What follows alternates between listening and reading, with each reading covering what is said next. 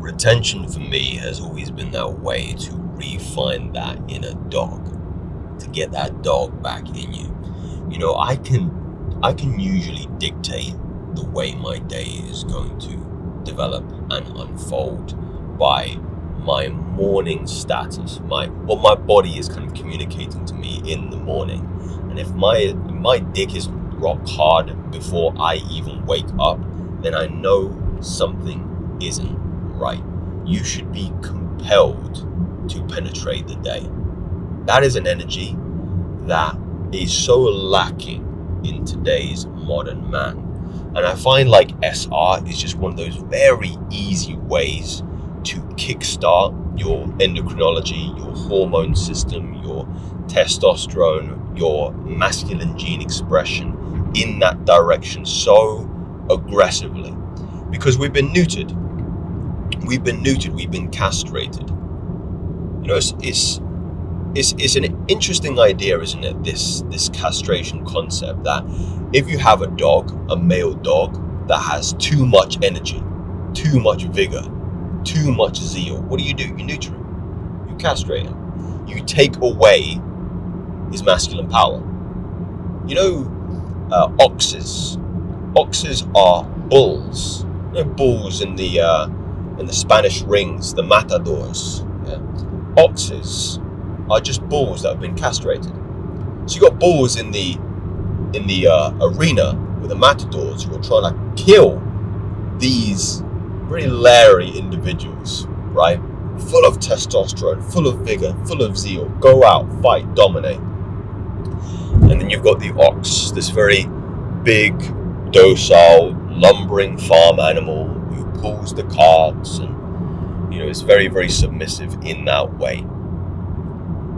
The state of the modern world, you can kind of equate the perversion, the licentiousness, the ubiquity of pornographic material in our culture to mass castration.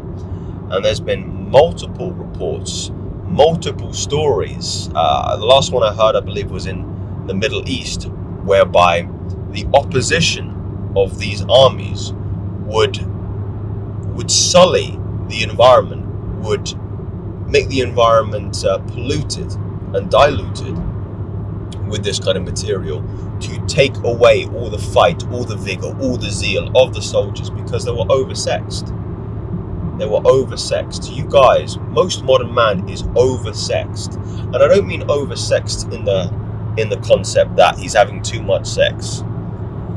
He's deluding his body into believing that he's having too much sex, because the body's not going to be able to differentiate between a artificial, an AI that is a virtual woman and a real woman. The AI is getting very, very good now, which is scary. And with the rise in sex dolls and toys and all these other bits and pieces, this is only going to get worse and worse and worse. And I find that there's going to be a real divergence in a kind of slave culture, a slave race in terms of men who are just completely enamored and controlled and submissive, and another type of man who is going to have more jurisdiction, more agency over his sexual energy. And believe me, this divergence will come very, very soon. It'll become very, very... I mean, to be honest, I think you can still see it. I mean, if you're watching this channel, man, congratulations if you made it this far on this video, because I can already tell you're a different kind of man. You haven't gone for the entertainment. You haven't gone for the... what's amazing to me is that people watch other people play video games. Like, can you be so far removed in escapism? I mean, play the video game if you enjoy the video game, but watching other people play video games, could you be any more of a passenger in life? Could you be any more of a bystander? I mean, that's just my personal opinion with that. Apologies if you felt the personal attack. But in many ways, I want you to feel it. I want you to really think about that. Are you a passenger in your life? Are you just, again, I'm driving the car right now. Are you just sat in the side seat, just kind of looking out the window going, oh, this is nice, but I don't really know where the fuck I'm going. And I don't really care. I'm just happy to be comfortable in my own lane here. I don't wanna overtake.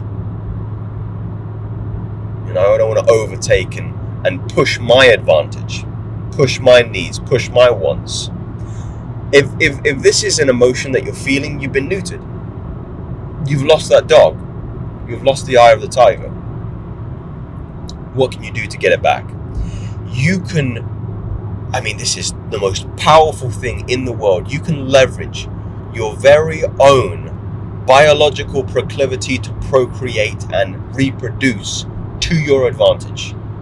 And the way you do that is you stop neutering yourself. You stop tricking yourself into believing that you are sexually competent without a material use, because you're not. You're not competent in that way. You've been tricking your body into believing that you are, but you're not. You're not. And I don't mean this, forget NoFap, forget SR, forget all these things, right?